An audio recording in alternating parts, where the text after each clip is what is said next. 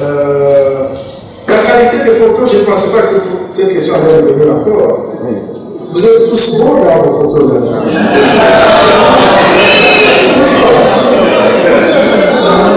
Comment on peut encore? D'ailleurs, nous avons amené.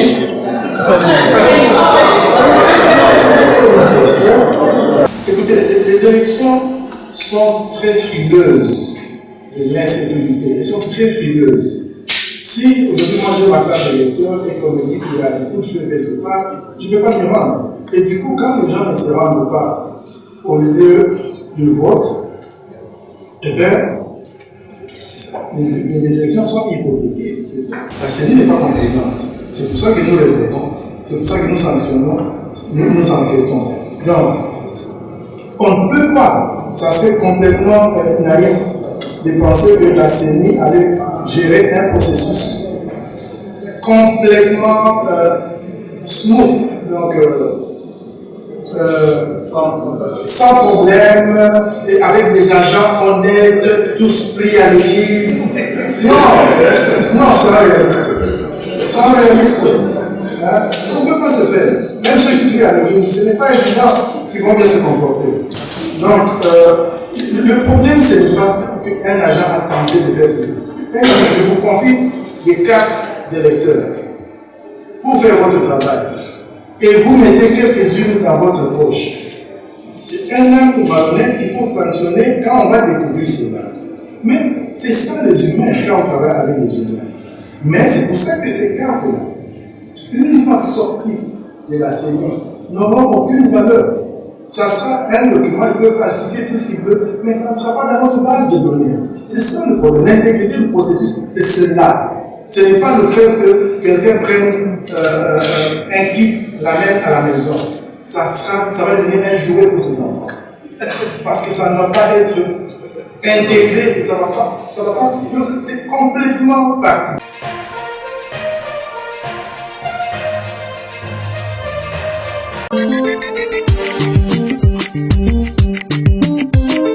Les difficultés qu'on a eues ou qu'on a, parce que c'est un processus complexe, il faudra qu'on soit tous en mesure de garder les choses dans leur vraie proportion.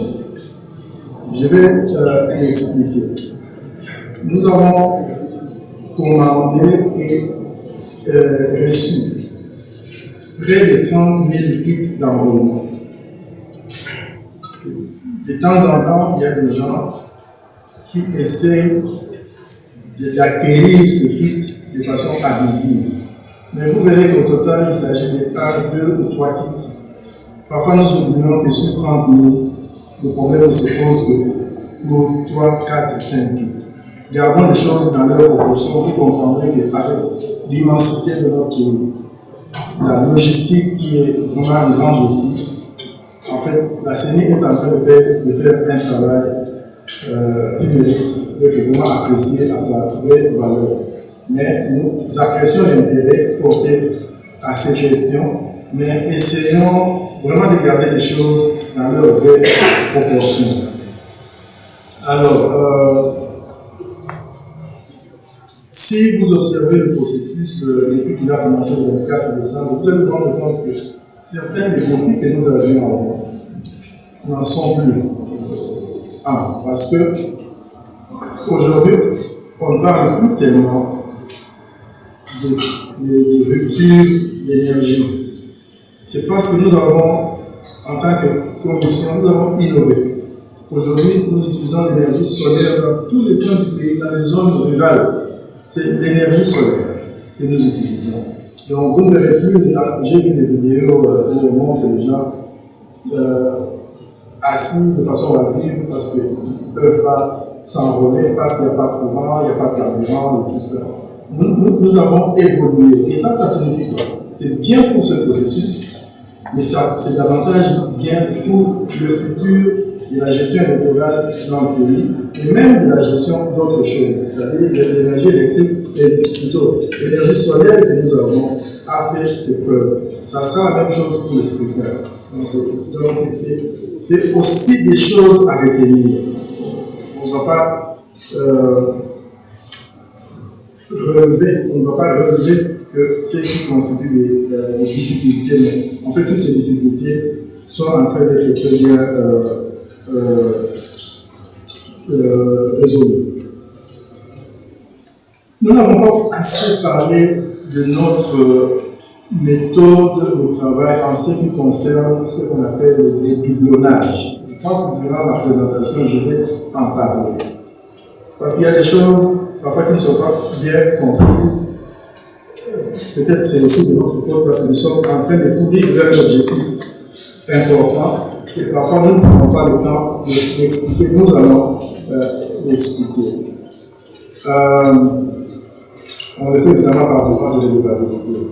Avant d'aller dans la présentation elle-même, j'aimerais saisir cette occasion pour remercier nos compatriotes des parties prenantes, parce que la CENI à elle seule, nous n'aurions pas pu faire la sensibilisation au point où nous en sommes aujourd'hui.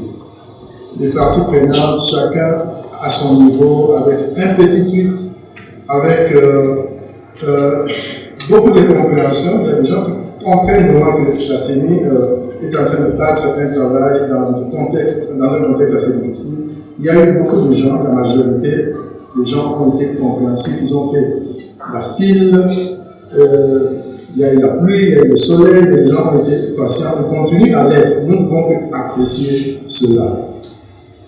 La remontée des données est en train d'être maîtrisée parce que vous avez entendu des chiffres qui dépassent 100% dans certains pays comme Congo central, Congo, etc.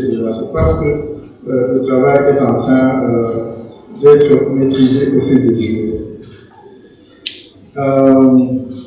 Alors, de quoi je vais parler? Je vais parler de Massimanima, je vais parler de Chikapa, je vais parler de ce phénomène qu'on appelle la déportation des électeurs, qui est un terme assez violent, mais c'est ce qui est utilisé.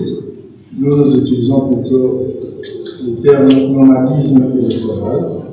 Nous allons toucher à la situation sécuritaire. Nous allons aussi parler du supposé déséquilibre dans la répartition des centres d'instruction. Nous allons parler du monnayage d'accès dans les centres d'instruction. Et essentiellement, ça sera ça. On va essayer d'aller vite parce que je pense que le plus important, c'est peut-être l'échange qu'on pourra avoir. En substance, on a parlé de cartes d'électeurs, 300 cartes d'électeurs. Là, je parle de Massimanima. On a parlé de cartes d'électeurs retrouvées sur un monsieur ici à Kinshasa. Cette personne, comme nous le savons tous, a été arrêtée et la procédure judiciaire est en cours. Il y a lieu de noter que certaines des informations que nous avons dans le réseau ne sont pas toujours précises ou exactes. Nous avons entendu dans le milieu des enquêtes, par exemple, que ces cartes-là ne sont pas venues de Massimanima, c'est une série de Kinshasa. Donc, ça serait intéressant qu'on voit comment la conclusion sera faite par rapport à cette affaire, et ça va changer toute la donne parce que peut-être que ça a été présenté. C'est pas très clair en ce moment. Le monsieur a été arrêté à Kinshasa, apparemment la série est celle de Kinshasa et non de Massimanima. Mais je ne peux pas vous confirmer cela, mais c'est une piste qui est en train d'être suivie. Donc, attendons que les choses évoluent et nous allons, à notre niveau, comme CENI, nous allons faire notre part pour que vous soyez toujours bien informés. Mais dans tous les cas, nous savons qu'il y a des gens qui s'intéressent beaucoup au matériel de la CENI, y compris les cartes d'électeurs. Et nous avons les cartes d'électeurs, les kits, les panneaux solaires, tout ça, c'est vraiment présent. En interne, nous faisons beaucoup, notamment, nous avons sanctionné le secrétaire exécutif provincial de la province de la Minera. Il n'est plus à son poste à cause de bavures qui ont été constatées, documentées et il n'est plus avec la CENI. Il y a le logisticien de l'antenne de Bomongo dans la province de l'Équateur qui a aussi été sanctionné, ainsi que le logisticien de l'antenne de Bundu à Kinshasa. Donc, c'est une matière qu'on aimerait bien voir, qu'on aimerait bien comprendre, mais j'espère vraiment que, nous espérons que la police ou les enquêteurs vont aller vite. Chikapa, il y a eu un accident le 20 février à 15 km de la ville de Chikapa. Ce véhicule apparemment venait de Kinshasa. On a vu tous les images. Les images montrent un véhicule déchiqueté avec beaucoup de sang, des gens blessés, vraiment gravement blessés, des gens morts, décédés, disons. Mais dans la communication, les gens parlent des kits qui auraient été retrouvés et des cartes de lecteur. Je ne sais pas si tout le monde a vu ces choses-là, mais tout le monde répète qu'il y a un kit qui a disparu et qu'il y avait des cartes de lecteur. Mais quand nous regardons les images qui sont horribles à regarder, on voit des formulaires, rien que des formulaires. C'est tout ce qu'on a vu. Personne n'a vu les kits. Nous avons une équipe de juristes de la CENI qui sont présentement à Chikapa. Ils ont rencontré les enquêteurs. Ils sont allés dans le village en question. Ils ont rencontré les chefs du village, je ne sais pas quelle autorité de la place. Personne n'a vu un kit. Donc, on parle de kits disparus.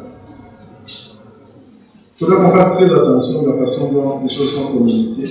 Nous risquons de prendre certaines choses pour la vérité alors que quelqu'un a lancé l'idée en disant qu'il y avait des kits, qu'il y avait des cartes de lecteur, le matériel de la CENI a été retrouvé sur place et chacun a ajouté ce qu'il pense être matériel de la CENI. Mais les enquêtes se poursuivent, mais sachez seulement que les formulaires que j'ai vus de loin là, tous les formulaires ne sont pas des formulaires sensibles, surtout dans un processus comme celui-ci où nous utilisons un certain type d'équipement.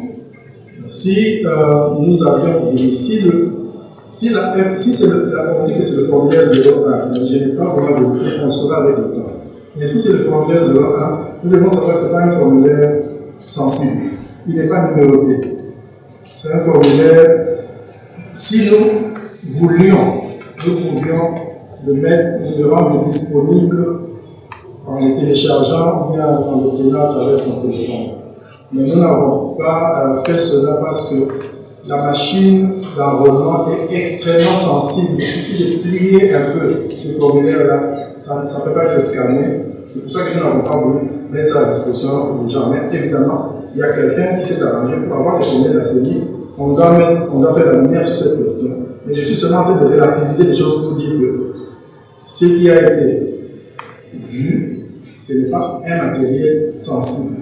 Ça n'a pas un grand impact sur nos opérations. Et d'ailleurs, si je vais même plus loin, je vais dire, ces gens qui essaient de voler nos machines, je ne sais pas ce qu'ils espèrent faire avec. Parce qu'il faut d'abord le voler, il faut avoir le moyen d'accès à l'empreinte digitale, et puis à la fin de tout cela, il faut être en mesure de ramener ça dans notre système. C'est très compliqué. Et puis, je ne vais pas vous donner certains détails parce que ça risque d'inspirer les criminels. Mais sinon, il y a même ça ne peut pas, la machine ne peut pas fonctionner de façon continue. Il faut de temps en temps faire certaines choses. Donc ils prennent ça, ça sera un jouet pour leurs enfants. Alors, l'enrôlement multiple, c'est dans le même ordre, c'est une infraction. Quand on s'enrôle plus d'une fois, pour des raisons qui ne sont pas reconnues par la loi, c'est une infraction. La peine peut aller jusqu'à 6 ans. Donc, les gens doivent comprendre d'abord que c'est quelque chose de criminel avant de commencer à s'en vanter. Alors,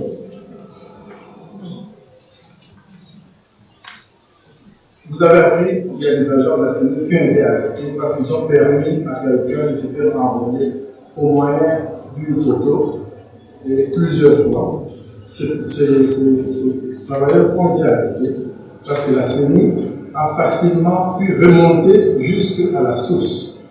Donc, avec notre code d'hier et d'autres éléments, on ne peut pas dévoiler, nous avons pu en plein temps record remonter, arriver et arrêter les personnes, les suspects qui, après ce que j'ai suivi, sont passés aux aveux, mais ils présentent ça comme un cas d'assistance à quelqu'un qui était malade. En fait, on les aurait induits en erreur. Mais ce qu'il faut retenir dans cette histoire, c'est que notre loi, particulièrement la loi sur l'identification et l'enrôlement des électeurs, est un peu différente des lois de beaucoup d'autres pays. Dans beaucoup de pays, qu'est-ce qui se passe? Vous venez vous enrôler, vous venez vous faire enrôler, et vous devez revenir après, je ne sais pas, 30 jours, 60 jours ou 90 jours pour récupérer la carte d'identité. Mais les législateurs congolais, conscients du fait que les bases des infrastructures sont assez pas toujours comme il faut, et que les gens, même quand ils vont se faire enrôler, peut-être le premier jour, vous n'allez pas vous placer en ordre dans la file. Le législateur a préféré que nous recevions nos cartes sur place. La loi le dit clairement.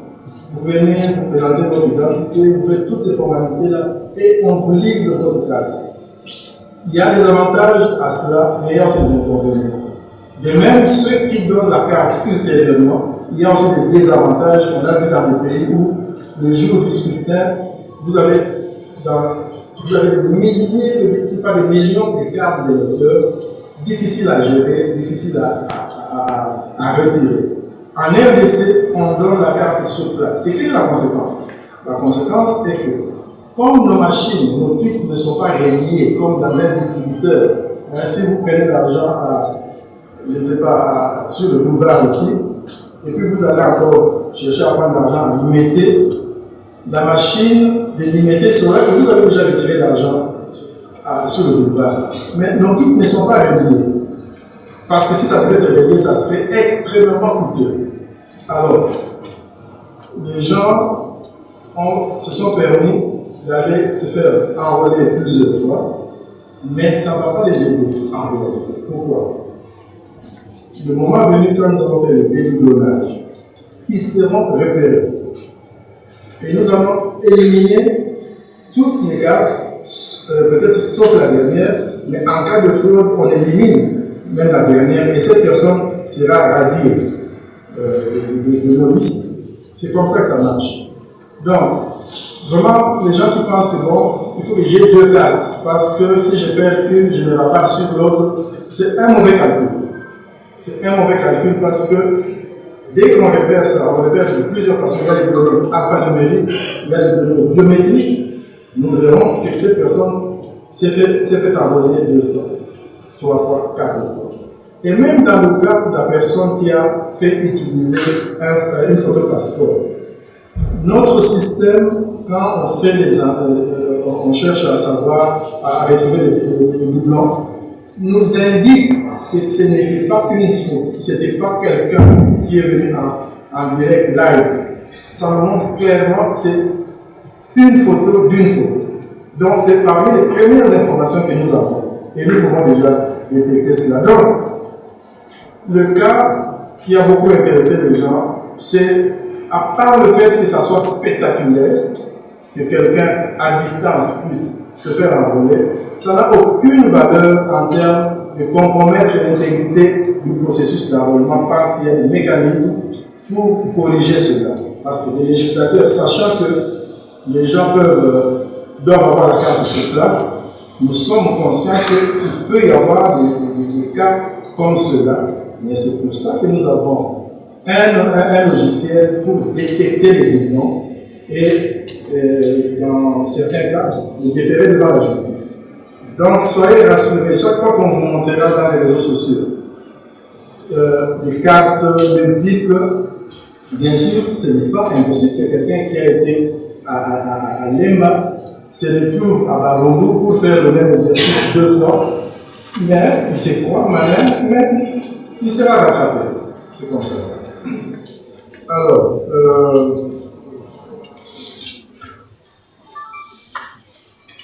il y a le phénomène de déportation électorale où les gens prennent un groupe de gens dans une circonscription et les amènent dans une autre circonscription. C'est malheureux. La loi à l'RDC n'empêche pas à quelqu'un qui habite la Lima d'aller se faire enrôler en Djibouti. Ce n'est pas interdit. Et il y en a qui en ont profité pour accroître leur nombre avec le nombre de leurs supporters pour faire cette gymnastique-là. Mais je ne sais pas comment ils espèrent que le jour du vote, parce qu'entre maintenant, on fait l'enrôlement maintenant, le vote lui-même intervient en décembre. Nous avons presque 10 mois. Est-ce que ces gens-là, ils vont les fidéliser pendant 10 mois, les nourrir tous les jours, tout ça? Moi, je ne sais pas comment ils vont faire. Donc, alors, la conséquence que moi je vois, ça se passe aussi. Outre, à part le fait que bon, il aura accru le nombre d'électeurs pour sa circonscription, mais quant au vote, d'abord, ces gens ne pourront pas se présenter, ce qui signifie que la participation sera réduite, et sur le plan de la représentation, il aura tortillé la représentation, c'est-à-dire la ville qui aura perdu, ou bien l'entité qui aura perdu, ne sera pas représentée comme il faut. Donc, il nous faut quand même une culture démocratique qui nécessite une certaine honnêteté. C'est quoi la démocratie représentative? C'est cette démocratie qui permet que les gens d'une certaine entité soient représentés par leurs élus à la hauteur de leur nombre, parce que c'est la démocratie. Donc, quand on commence à torpiller ces chiffres-là, en fait, on n'est pas dans une lutte démocratique, on est maintenant dans des abus très graves. Malheureusement, sur le plan légal, peut-être les juristes pourront nous dire comment on peut empêcher cela, mais la loi ne m'empêche pas, si j'arrive un quartier, d'aller dans un autre quartier. Alors, la situation sécuritaire, vous le savez, je ne vais pas entrer en détail, je ne suis pas un expert en sécurité, mais je peux vous dire qu'il y a des territoires à Massissi, Mugangongo et Rutshuru, où nous pouvons, et même Kwamout, parce que Kwamout aussi est dans ce cas-là, où nous pourrons déployer des équipes que quand il y aura un peu plus de sécurité après le ratissage de ces entités-là. Donc, à part ça, nous sommes en train d'envoyer dans l'est du pays, un peu partout, et il y a même des groupes dans l'Ituri qui ont mis de côté leurs armes pour permettre aux gens de s'envoler, ce qui est bien.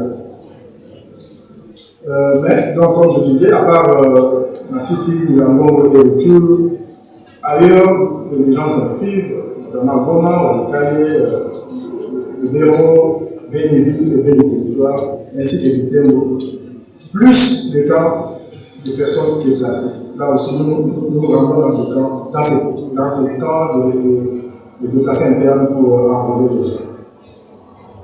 Nous avons appris la semaine passée, juste un élément, ce n'est pas une situation généralisée, mais même si c'est un cas de trop, nous avons appris qu'il y a eu des incidences de violence le 22 février contre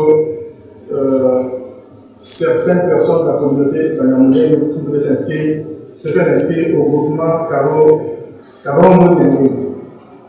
La CENI a condamné toute tentative d'exclure quelqu'un du processus électoral parce que la loi est très claire.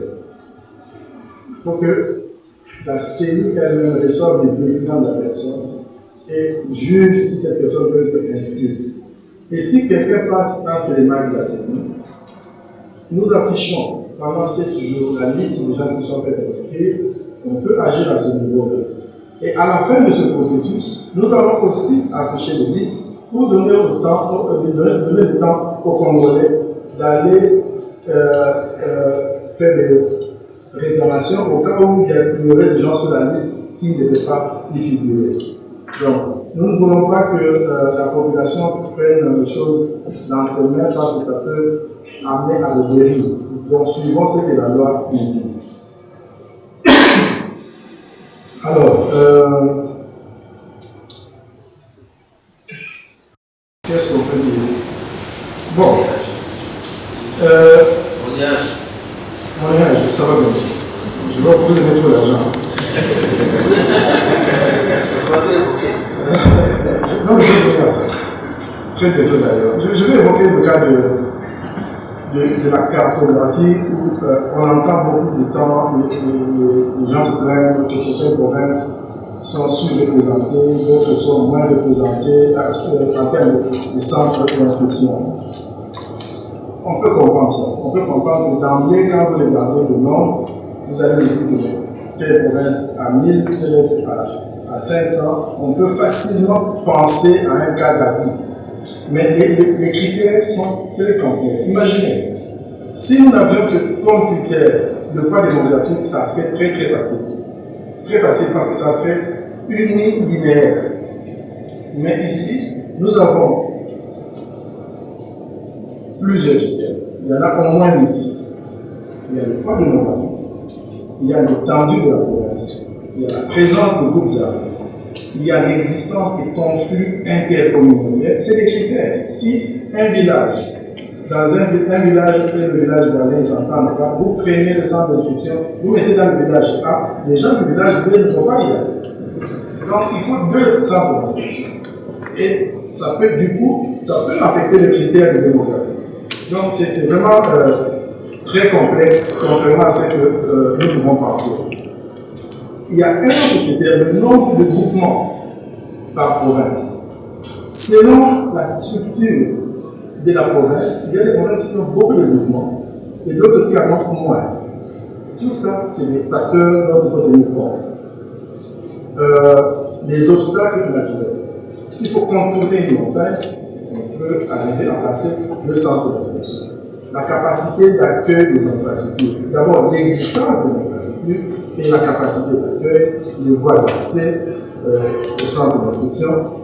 En fait, tout ça, ça fait que vous pouvez voir une zone rurale avoir beaucoup plus de centres qu'une zone urbaine. Simplement parce qu'il y a le problème d'accès. Mais il faut balancer, la CENI a balancé cette réalité. Parce qu'on a évoqué le cas du Haut-Katanga. Le Haut-Katanga, sauf si je me trompe, c'est la province la plus urbanisée de notre pays. Qui dit urbanisation dit infrastructure. Ça signifie quoi en réalité? En termes de nombre de centres d'instruction, d'abord il faut souligner une chose. La première chose à souligner, c'est que le nombre a substantiellement augmenté entre 2018 et 2022-2023. Le nombre a substantiellement augmenté. Ça varie parce que si j'étends ça à l'espace Katanga, c'est au moins 25%. Il y en a qui ont augmenté de 30%. Donc, il faut d'abord noter que le nombre n'a pas été réduit parce qu'il n'y a aucune province qui a perdu. Toutes les provinces ont acquis quelque chose. Il y en a peut-être qui sont stationnaires, mais le Haut-Katanga et le reste du Grand Katanga ne comptent pas parmi les provinces qui ont perdu. Au contraire, elles ont gagné. Mais en plus, je disais que le Haut-Katanga, c'est la province la plus urbanisée. Comme ils ont des infrastructures, c'est la province qui a le plus grand nombre de centres d'inscription à 3 kits. C'est une nuance qu'il faut bien comprendre. C'est-à-dire 27% des centres d'inscription à 3 kits sont situés dans le Haut-Katanga. Donc, si sur le plan du nombre, des centres essaimés à travers le pays, le nombre est relativement paraît petit, ça ne reflète pas la réalité. La réalité, c'est qu'il y a beaucoup d'agglomérations là-bas. Vous avez Lubumbashi, vous avez Likasi, vous avez Kikuchi, vous avez Kasumbalesa, c'est-à-dire Cambodge. Donc vous avez vraiment des centres urbains où il y a beaucoup de gens, alors qu'ils ont généralement 3 kits dans le centre. Du coup, le calcul est faussé si vous vous arrêtez au nombre de centres d'inscription. Ça, c'est quelque chose qu'il faut comprendre. Donc, à nos frères qui sont au Katanga, on a entendu de communiquer, nous voulons les rassurer qu'ils ont été pris en charge et ils continueront à l'être. Il n'y a aucune injustice contre aucune de nos provinces. La preuve, si vous prenez la LAO 1, vous verrez que nous avons reçu beaucoup d'appels. On n'a pas la mission, on était, les gens se plaignaient et tout ça. Nous avons été patients. Aujourd'hui, les gens, nos agents temporaires se plaignent. Ils se plaignent du fait que pourquoi nous continuons à ouvrir le centre, les gens le viennent. J'ai été appelé de partout. Mais pourquoi on n'a pas pu enrôler assez? Non, nous avons enrôlé à tel point qu'aujourd'hui, c'est nous-mêmes qui prenons même à fermer parce que nous voulons vraiment nous assurer que chaque Congolaise et chaque Congolais est inscrit. Donc, c'est ça, j'ai illustré cette histoire de centre d'inscription. Vraiment, il ne faut pas qu'on nous donne des fausses idées. Alors, monnayage. Le monnayage, nous le déplorons. Nous ne pouvons que le déplorer parce que c'est une injustice. Mais une injustice pour ceux-là qui sont bénito, qu'il y ait quelqu'un qui puisse les dépasser, se placer en position utile dans la cour et se faire envoyer pendant que eux ils ont été là depuis 4 h, 5 h du matin. Ça, c'est quelque chose que nous déplorons. Et nos agents qui ont osé faire cela, et cela est répondu à nos oreilles, nous les avons carrément révoqués. On négocie pas cela, on les a révoqués. Les policiers qui l'ont fait ont été aussi, nous avons recommandé leur révocation. Nous espérons que cela a été fait. Donc, mais il y a une chose quand même à reconnaître ici. Le monnayage, c'est la réalité aussi de notre société. Nous qui sommes ici, est-ce que nous sommes toujours patients d'attendre notre pays? Il faut qu'on se pose la question. Parce qu'à la fin, quand nous sommes impatients, et parfois même quand nous monnayons notre enrôlement en passant avant les autres, on finit, on sort, on dit aux amis, je l'ai fait. Je l'ai fait, j'ai pu m'enrôler, c'était facile, j'ai donné seulement 5 000 francs, 2 000 francs, 3 000 francs. Mais à la fin, on condamne qui? On condamne la CENI. Alors, au lieu de considérer la CENI comme la victime, on nous considère comme le bourreau. Donc ça, il faut qu'on sache que c'est aussi la culture de notre pays. C'est quelque chose, nous devons faire un effort tous. Nous devons faire un effort pour respecter l'ordre. Vous savez, si vous allez voir, si vous allez dans un pays comme la Zambie, on ne va pas trop loin, la Zambie, les gens se mettent en rang eux-mêmes. Il n'y a pas de fourré. Ils se mettent en rang. C'est-à-dire que vous arrivez à l'arrêt du bus, vous trouvez quelqu'un là, peut-être qu'il n'attend même pas de bus, vous vous mettez déjà derrière. C'est comme ça là. Mais chez nous, ce n'est pas le cas. Vous ne pouvez pas s'y installer. Pourquoi? Parce que soit le propriétaire n'a plus voulu, le propriétaire de l'école n'a plus voulu de la CENI, ou bien l'école n'est plus une école, c'est devenu une église, ou même un lieu de boisson. Il y a beaucoup de cas comme ça, où la facture est basse. Donc c'est des cas comme ça. Donc il ne faut pas vite conclure qu'il s'agit d'un centre fictif. Il s'agit des problèmes qui nous ont empêchés d'ouvrir certains centres d'instruction, mais de les en réalité que nous avons délocalisés. Alors, ce processus, nous l'avons ouvert, et je vais terminer par là, aux observateurs. Nous avons 13 organisations de la société civile qui ont été accréditées, avec un total de 1396 observateurs accrédités, dont 9 internationaux, 6 femmes, 3 hommes. Et pour les nationaux, nous avons 520 femmes et 856 hommes. Quant aux journalistes, il y a 31 organes de presse qui ont été accrédités. Au total, donc 55 journalistes, dont 4 internationaux. Et pour les nationaux, c'est 13 femmes et 42 hommes. Nous avons eu un seul parti politique qui a demandé qu'on puisse accréditer ces témoins. Au total, nous avons 8 témoins, donc 3 femmes et 5 hommes. La CENI rappelle que l'accréditation donne accès à l'observation des opérations dans les centres d'inscription. Alors, pourquoi nous avons permis tout ça? En fait, c'est qu'ils font, on appelle ça l'observation long terme. La CENI veut que ces opérations soient observées bien longtemps avant le suivre. Comme ça, s'il y a des problèmes, on peut déjà les relever, les soulever, et puis les solutions pourraient être apportées. Nous-mêmes, nous avons beaucoup bénéficié du travail des observateurs. Chaque fois que nous avons eu des observations, nous avons vérifié leur véracité. Et quand c'était vrai, ou véridique, nous avons agi. Donc, la CENI tient à ce que ce processus soit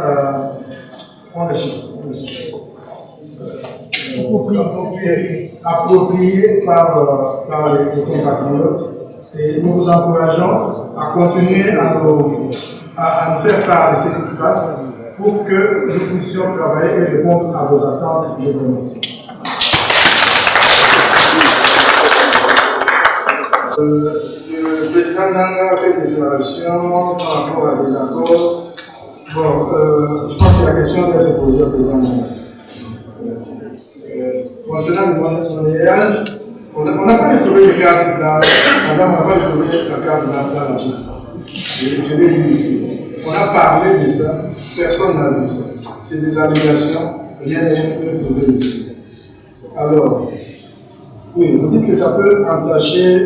Oui, il faut les tenir Dieu. Et ça, cette question est revenue plusieurs fois.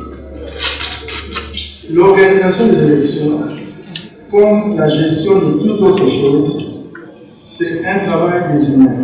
Parmi les humains, il y aura toujours des têtes brûlées.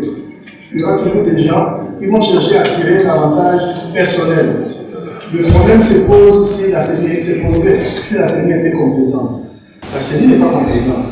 C'est pour ça que nous révélons, c'est pour ça que nous sanctionnons, nous enquêtons. Donc, on ne peut pas, ça serait complètement naïf de penser que la CENI allait gérer un processus complètement smooth, donc sans problème, et avec des agents honnêtes, tous pris à l'église. Non, c'est pas réaliste. C'est pas réaliste. Hein? Ça ne peut pas se faire. Même ceux qui prient à l'église, ce n'est pas évident qu'ils vont bien se comporter. Donc, le problème, ce n'est pas qu'un agent a tenté de faire ceci. Je vous confie des cartes d'électeurs pour faire votre travail. Et vous mettez quelques-unes dans votre poche. C'est un acte malhonnête qu'il faut sanctionner quand on va découvrir cela. Mais c'est ça les humains quand on travaille avec les humains. Mais c'est pour ça que ces cartes-là, une fois sorties de la CENI, n'auront aucune valeur. Ça sera un document, il peut falsifier tout ce qu'il veut, mais ça ne sera pas dans notre base de données. C'est ça le problème. L'intégrité du processus, c'est cela. Ce n'est pas le fait que quelqu'un prenne un kit, l'amène à la maison. Ça va devenir un jouet pour ses enfants. Parce que ça ne va pas être intégré, ça va pas. C'est complètement parti. Donc, ça, il faut bien comprendre. L'intégrité du processus, il faut savoir le définir. Nous n'avons pas peur du comportement des gens. Leur comportement est sanctionné et leur capacité de nuisance est réduite. C'est ça l'important. C'est ça qui assure l'intégrité du processus. 260 kits en panne. On a eu plus que ça, des kits en panne. On a les pièces de rechange qui viennent arriver aujourd'hui. Les kits qui arrivent aujourd'hui, on va arranger tout ça et ça sera fait. Tout ça sera fait. Donc il n'y a pas à s'inquiéter parce que n'oubliez pas, c'est des centres d'inscription généralement à 3 kits. Quand un kit est en panne, on peut encore utiliser les 12 autres. Mais on ne l'est pas. On a des équipes qui sont là, qui sont très efficaces. Peut-être que les 260 là vont déjà diminuer parce que nous travaillons de façon continue. Le président a parlé du fait que la guerre pouvait hypothéquer les élections de 2023. Écoutez, les élections sont très frileuses de l'insécurité. Elles sont très frileuses. Si aujourd'hui moi j'ai ma carte d'électeur et qu'on me dit qu'il y a des coups de feu quelque part, je ne vais pas me rendre. Et du coup, quand les gens ne se rendent pas au lieu de vote, eh bien, les élections sont hypothéquées. C'est ça. Même la légitimité de telle personne peut être mise en question par cette personne si ce nombre-là est vraiment immense. Donc, je pense que ce qu'il a dit, c'est, dans mon entendement, c'est logique. Nous-mêmes, aujourd'hui, je vous ai donné toute une section là sur notre incapacité d'accéder dans 3 territoires. Le Tchou, Massissi et Niambango. Malheureusement, c'est une réalité, mais nous espérons que nous avons encore 10 mois et que les négociations, les autres méthodes pourront nous aider à avancer. Monsieur Richard, vous êtes revenu sur la question du fait que tout ce que nous avons comme écueil puisse décrédibiliser le processus. Si nous sommes des perfectionnistes, nous voulons un processus qui marche à 100%. On n'en trouvera aucun dans le monde. Même Trump s'est plaint de son processus chez lui. Mais nous, ce que nous disons, c'est ceci. Nous avons mis en place des mécanismes pour que les cas de bavure, les cas d'irrégularité par les agents soient minimisés.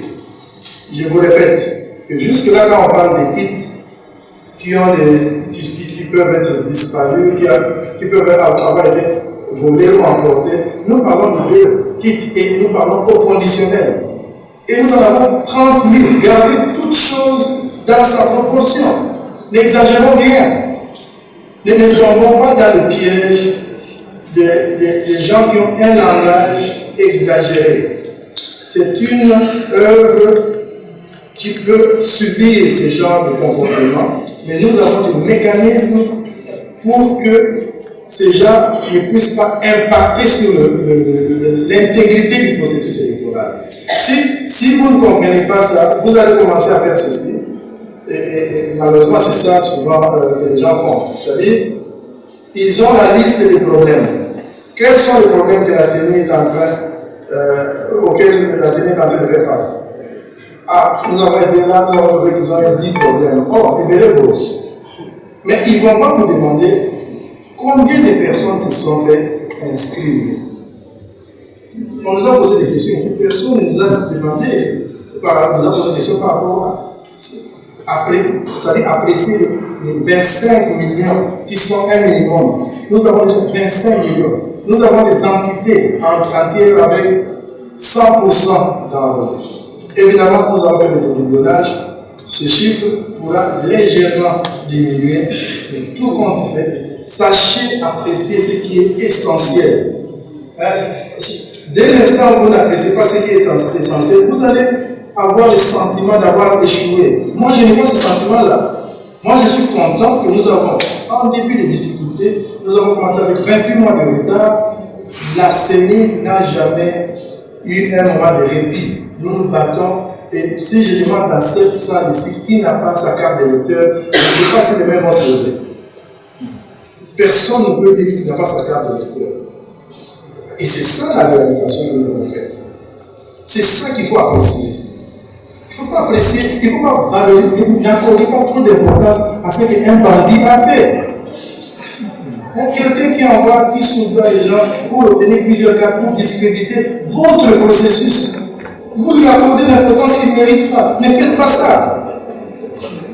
Après, il faut retenir ça. Il faut retenir ça. L'énergie solaire, non, l'énergie solaire. Il faudra exploiter ça dans le futur. Aujourd'hui, à Mongala, dans Mongala, on n'a plus ce problème. On n'a plus ce problème. Le test de grandeur nature que nous avions fait en septembre, je crois, je ne sais plus, la réalité, c'était un abus de terme. Ce n'était pas un test de grandeur nature. Nous avons eu une équipe à Gossi, une équipe à Mazamou, une équipe à Maloubou et une autre à Lingwala. Et nous avons appelé ça un peu abusivement test de grandeur nature. Non, un test de grandeur nature, c'est quand vous allez dans, par exemple, une entité comme une province, vous déployez les équipes pendant 1 mois, 2 mois. Ça, c'est vraiment un véritable test de grandeur nature. La CENI n'a pas eu le luxe de mener un test grandeur nature. Nous nous sommes jetés à l'eau et nous apprenions en même temps que nous vous enrôlions. Ça, c'est la vérité. Je ne peux pas vous mentir. Tout ce que vous avez vu comme difficulté, c'était une difficulté d'apprentissage. Mais c'était un prix à payer. Vous ne faites pas ça, vous compromettez votre chose. Vous compromettez votre calendrier. C'est un acte, certains diront courageux, d'autres diront téméraire, mais au moins le résultat est là. Et ça, c'est face à la réalité. Et la plénière a décidé de faire cela. Nous avons parlé de 30 jours. Beaucoup de gens se sont insurgés contre ça. Comment ils vont faire ça en 30 jours alors qu'on a déjà fait ça en 18 mois et 16 mois? Nous avons pris ce risque, nous avons un risque calculé. On tient quand même compte du fait que cette institution a déjà organisé des élections sur 3 cycles. Il y a des apports, il y a des expériences diverses. Qu'est-ce qu'on peut faire? Est-ce qu'on doit continuer à enrôler des gens sur une période allant au-delà d'une année? Non, nous avons quand même de l'expérience, il faut exploiter cette expérience. Alors, les intelligences ont été mises ensemble et aujourd'hui nous sommes en train d'évoluer et nous espérons que ce défi-là sera positivement relevé. Donc, il faut donc pouvoir apprécier. Le système a en fait un travail. En fait, une autre compagnie n'accepterait pas ça. C'est-à-dire, ils produisent leurs machines, ils nous les livrent et nous les mettons sur le terrain pour l'environnement. Une autre compagnie peut dire, vous avez une disponibilité avec ça, je n'ai pas encore suffisamment testé mon outil. Mais ils ont été assez courageux pour dire, ok, allez-y, nous allons vous envoyer nos experts, nous allons former vos gens et nous allons vous encadrer. Moi, je pense que ceux qui pensent que le contrat de Nirou est un contrat abusif, non, c'était une compétition ouverte. C'était dans cette salle, la salle à côté, c'était ouvert. Et leur prix était compétitif de loin plus que les autres. Et la qualité de leur démonstration a laissé tout le monde ici impressionné. Mais nous reconnaissons que, comme nous-mêmes, en tant que le pays, la CENI n'a pas voulu être la cause d'un quelconque glissement. Le mot qui n'existe pas dans cette institution, j'ai bien du mal à le prononcer. Vous voyez, donc la CENI a tenu à ce qu'un risque soit pris. C'est un risque. Et nous espérons que c'était un bon risque. Madame Rachel a répété la question de comme Richard. Oui, inclusion, dialogue. En fait, la CENI est très ouverte en réalité. Nous avons, avant de commencer nos réunions de cadre de concertation, le deuxième vice-président a sillonné tous les partis, y compris les grands partis. Il a eu le feedback de ce parti-là. Et nous organisons des cadres de concertation régulièrement. La seule période durant laquelle nous n'avons pas pu faire cela, c'est cette période des opérations. Nous organisons des cadres de concertation avec les partis politiques, avec la société civile. Nous sommes ouverts. Toute personne qui veut nous voir, nous voit.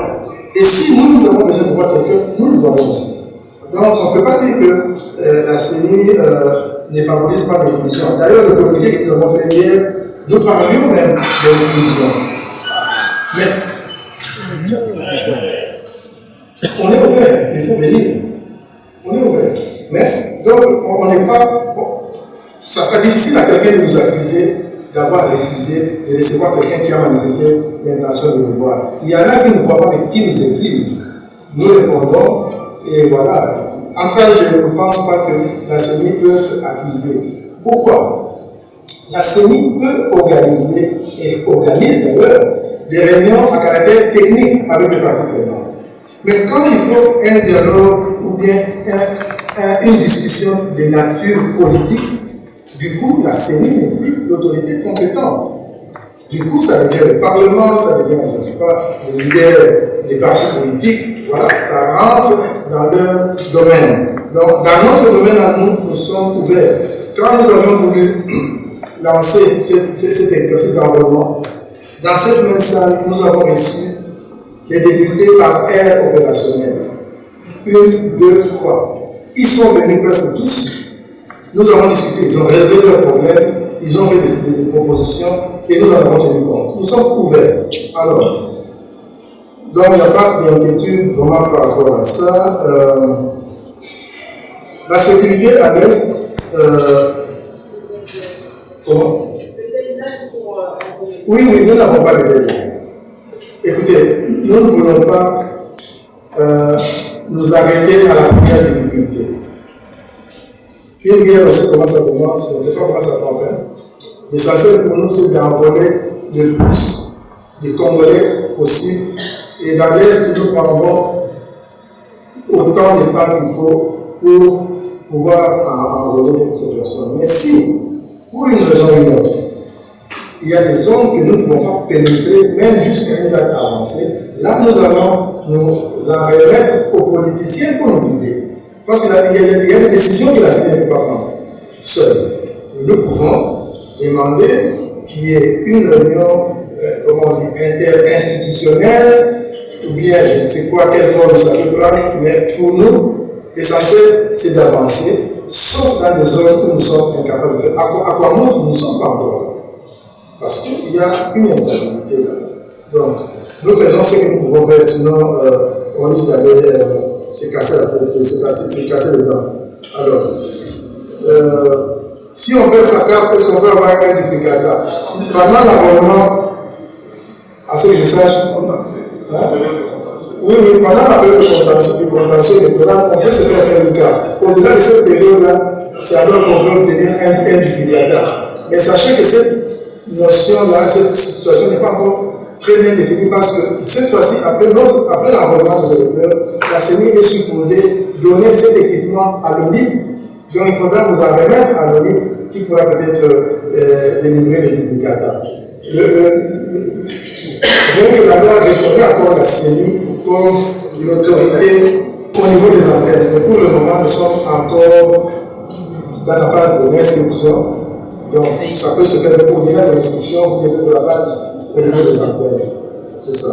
Ça a été la réalité. Ça c'était arrêté à un certain moment, mais ça c'était plus qu'un problème financier.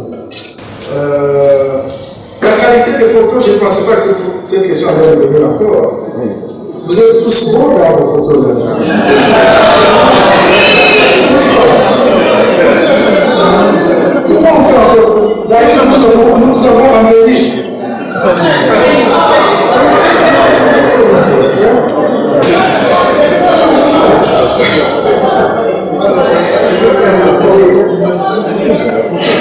En fait,